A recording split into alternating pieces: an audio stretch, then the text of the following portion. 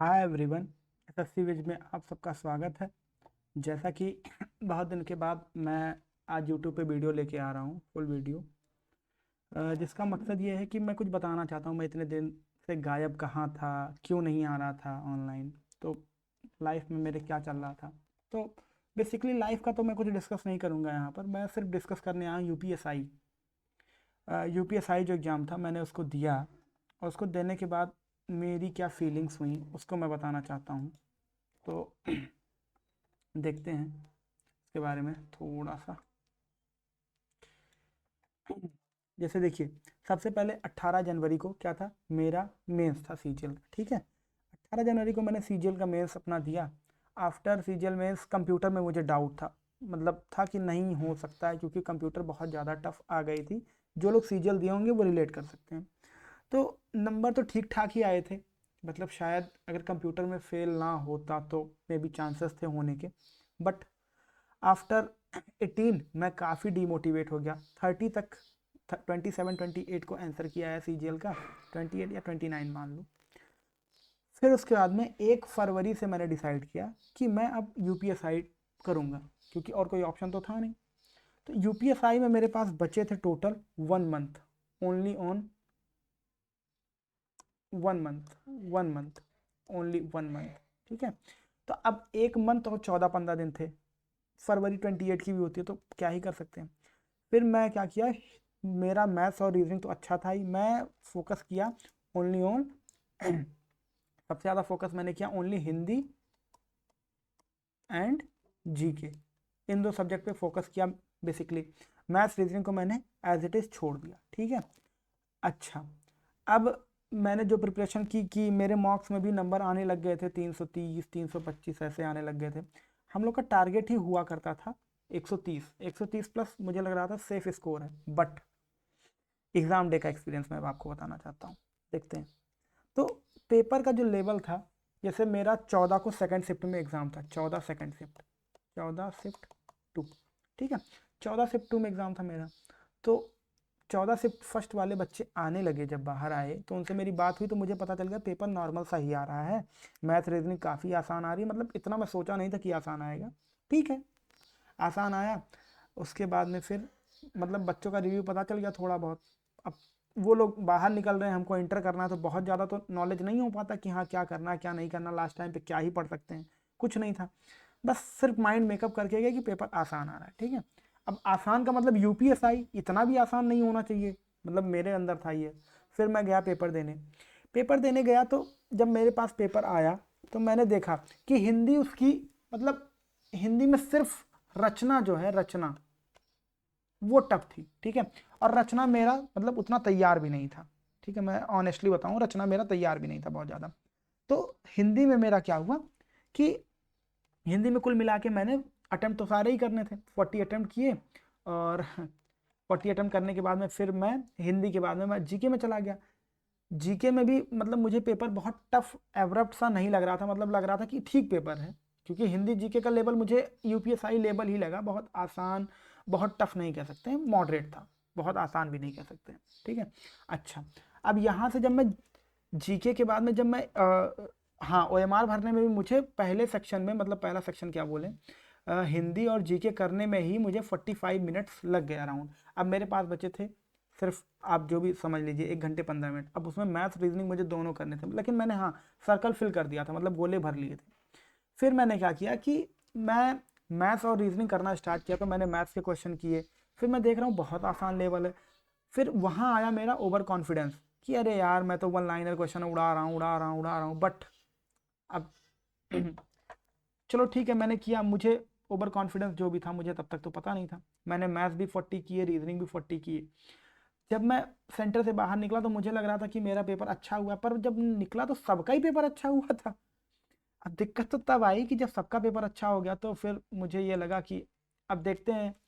तो जब मैं अपने घर पहुंचा वहाँ से पेपर देके, तो मैंने रात में ही उसको मिलाया क्वेश्चन को। फिर मैंने देखा कि अब क्या ही बताऊँ, मतलब मुझसे बहुत सिली मिस्टेक्स हुए। जैसे सब लोग एआई पे मिला रहे थे, मैंने एआई पे नहीं चेक किया, मैंने खुद उसको थॉरोली मिलाया। मेरे दोस्त भी थे काफ़ी उसी शिफ्ट में, तो मैंने उनसे मिलाया। तो मिलाने के बाद पता चला कि मैंने मैथ्स में 7 क्वेश्चन मिस्टेक्स की हैं, ठीक है। आउट ऑफ 7 3 इज, इतनी सिली मिस्टेक थी वो, इतनी सिली थी कि मतलब सेकंड का बच्चा भी गलत ना करे, ठीक है। तो ये था मेरा ओवर कॉन्फिडेंस जो मुझे लेट हुआ, ठीक है। तो अब मैं आता हूँ कि आफ्टर आंसर की जो मेरा स्कोर बन रहा है उसको डिस्कस करता हूँ। तो आफ्टर आंसर की मेरा जो स्कोर बन रहा है वो स्कोर मेरा ये है कि मैथ्स में मेरे, पहले हिंदी से चालू करता हूँ, हिंदी में 35, जीके में 27, मैथ्स में 37 और रीजनिंग में 36। टोटल मेरे बन रहे हैं 135 क्वेश्चन, ठीक है। आफ्टर आंसर की मैं इसलिए वीडियो भी लेके आया, आफ्टर आंसर की मैं बताना चाहता था। अब 135 तो बन रहे हैं, मतलब जब मैं प्रिपरेशन में आया था 130 so good score, but after preparation या आफ्टर आंसर की मुझे लग रहा है 135 बहुत कम है। मेरी कैटेगरी भी है EWS की, लेकिन मुझे उम्मीद थोड़ी सी कम है अपनी, ठीक है। तो अब आते हैं कि मैंने सिली मिस्टेक्स क्या क्या की। अब आते हैं, सबसे पहला क्वेश्चन, कौन सा वेबसाइट है जो मतलब क्या कह सकते हैं, वेबसाइट प्रीफिक्स इंडिकेट सिक्योर। अब HTTP मैं लगा के आ रहा हूँ, HTTP सिक्योर होता है, जबकि मैं CGL मेंस दिया हूँ तब मेरी ये हालत है। फिर क्या है, which platform is the best known for professional network B2B। अब देखो प्रोफेशनल से यहाँ स्नैपचैट तो होगा नहीं, जाहिर सी बात है लिंक्डइन होना था, ये भी मैंने सिली कर दिया। फिर क्या है 50, फिर कौन सा क्वेश्चन है, हाँ ठीक है, ये नेटवर्क सिस्टम IPv6। हाँ हो सकता है ये टफ लगे सबको, लेकिन हम लोग में कॉमन था, 128 था क्योंकि मैंने कंप्यूटर में पढ़ रखा है ये चीज़, लेकिन फिर भी सिली हो गया। फिर आता हूँ इसमें, हाँ अब देखो लोअर कोर्ट जब दे रहा है तो मुझे भी पता है या तो प्रोहिबिशन होगा या तो सर्चुरी होगा, हार्बियस कॉर्पस और मैंडेमस तो होगा ही नहीं। लेकिन देखो मैंने क्या करके आया, मतलब इतनी सिली मिस्टेक्स हुई मुझसे। माउंट आबू, अब मैं पता नहीं क्या सोच के जापान लगा रहा हूँ यहाँ, जबकि मुझे पता है 1000 बार बच्चों को मैंने पढ़ाया तंजानिया, ठीक है। अब मैथ्स में देखो भाई साहब क्या सिली मिस्टेक्स मैंने की हैं कि 20% कम है तो मेरा ओवर कॉन्फिडेंस कि 20 अगर कम है तो 20 और 25 का चलता है, तो मैं 25 सोच के लगा रहा हूँ यहाँ पर, लेकिन मैंने लगा क्या दिया गलती से 20%, ये है सिली। अगला देखो 114 नंबर क्वेश्चन, क्या सिली है ये, 100 डिवाइडेड बाई 2 इंटू 5 प्लस 3, मतलब मैं यहाँ से कर रहा हूँ मेरा यह 10 प्लस 3 इज इक्वल टू मेरा 103 आ रहा है। ये है एग्जाम प्रेशर और सिली मिस्टेक्स, ठीक है। अच्छा अब देखो मुझे लगा ये UPSI है तो टफ होगा पेपर, मैंने यहाँ ये ध्यान ही नहीं दिया कि ये 2021 की पूछ रहा है। मैंने सारा कैलकुलेट किया, देखो इतनी मेहनत मैंने की, ये और ये सारा कैलकुलेट किया, फिर कंपनी 1 मारा, जबकि 21 में देखो 21 में ये है और फिर क्या है, ये है और ये है, ये है, ये है, ये। अब इसमें साफ साफ दिख रहा है कंपनी 5 होगा, ठीक है। तो ये सिली मिस्टेक्स है मेरे। अब आप मुझे बताओ 8 सिली मिस्टेक्स, ठीक है। आफ्टर डेट अब मैं रियलिटी चेक देना चाहता हूँ कि मेरे 135 बन रहे हैं, मैं इस सिली मिस्टेक्स को जो लेके आया हूँ वो सिली नहीं होना था, मतलब मुझे 143 क्वेश्चन तक रीच करना ही था जिस हिसाब से पेपर था। बट देखो ठीक है एग्जाम प्रेशर तो था ही, इसमें तो नो डाउट मैं बोल सकता हूँ, लेकिन अब देखो स्मॉल मिस्टेक्स हुई, एक्यूरेसी की दिक्कत आई क्योंकि मैंने गोले भरने की प्रैक्टिस नहीं की थी। तो ये मुझे पता चली कि अगर मैं ऑफलाइन एग्जाम देने जा रहा हूँ तो मुझे गोले भरना पता होना चाहिए, ठीक है। चलो ठीक है, अब प्रिपरेशन भी मेरी कम ही थी, कोई बात नहीं, देखते हैं। अब फाइनल मेरा थॉट क्या है कि जर्नी तो ये ओवर हो चुकी है। अब मुझे ऐसा लगता है कि यहाँ कट ऑफ जो है, जो 140 पर जनरल है वो सेफ है, मेरे हिसाब से वो सेफ होना चाहिए। पेपर आसान था नो डाउट, बट इतना भी आसान नहीं था। तो 140 जनरल सेफ है, इससे ज़्यादा मैं कुछ बताऊंगा नहीं, ठीक है। तो मुझे ऐसा लगता है कि 140 पे जनरल सेफ है। अच्छा अब मैं थोड़ा सा पेपर लेवल पे डिस्कस करना चाहूँगा, मतलब यार UPSI भर्ती बोर्ड आपने कौन सा पेपर बनाया, मतलब मैथ रीजनिंग का कोई लेवल ही नहीं है आपके पास।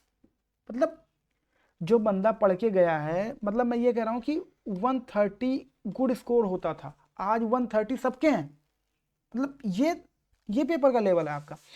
पेपर का लेवल तो ऐसा होना चाहिए कि मैक्सिमम 300 नंबर पर कट ऑफ लग जाए, ये पेपर का लेवल होता है। ऐसा नहीं होता कि इतने इजी दे दो, इतने इजी दे दो कि अगर गलती से भी पढ़ने वाले बच्चे के सिली मिस्टेक्स हो गए तो वो गया काम से।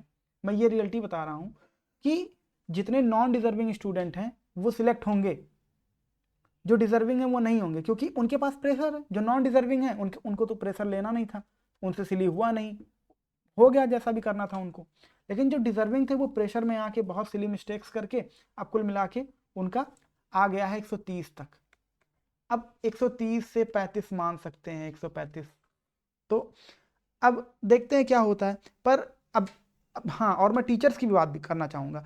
हमारे यहाँ जो RWA पे हैं, जो राम सर पढ़ा रहे हैं, आप मूल विधि उनसे पढ़ के देखिए कभी। मूल विधि 80 क्लास की मूल विधि है। मैं कह रहा हूँ कि कौन पढ़ पाएगा? मुझे ऐसा लग रहा है कि वो मूल विधि नहीं पढ़ा रहे हैं, वो हमको सिलेक्ट होने के बाद में ट्रेनिंग के पढ़ा रहे हैं मूल विधि। मतलब हद है यार, आप इतना मूल विधि पढ़ा रहे हो, 80 क्लास में मूल विधि आना 5 क्वेश्चन 6 क्वेश्चन है, 6 क्वेश्चन के लिए बंदा 80 क्लास देखेगा। मतलब जो उनका मूल विधि पढ़ा होगा अगर कंप्लीटली, तो मुझे लग रहा है कि वो वेस्ट ऑफ टाइम होगा। कमेंट में बताइएगा आप लोग अगर आपको ऐसा भी लगा होगा तो। मैथ्स का कोई लेवल ही नहीं था। हिंदी जीके ठीक है, मैं ये नहीं कहूँगा बहुत आसान थी, मतलब ठीक था, एवरेज। तो कुल मिला के कंक्लूजन मेरा यही निकला कि भर्ती बोर्ड, आप हम लोग की ज़िंदगी के साथ खिलवाड़ मत करिए। पेपर बनाना है तो लेवल बनाइए पेपर, ऐसा नहीं कि आप कुछ भी मुंह उठाए कुछ भी दे के चले गए। मतलब हद है, ऐसा ऐसा क्वेश्चन लेके आ रहे हो आप पेपर में। ठीक है, तो अब यही था मेरा मेरा जो पॉइंट ऑफ व्यू था, यही था आप लोग से शेयर करना था। अब देखते हैं, मुझे अपने पे कोई उम्मीद नहीं है कि मेरा होगा नहीं होगा। हाँ, हो सकता है रनिंग कॉल आ जाए, ठीक है, तो देखते हैं क्या होता है। बट यही आपसे बोलना चाहता था, दिल की बात यही थी। Thank you for watching, thanks a lot.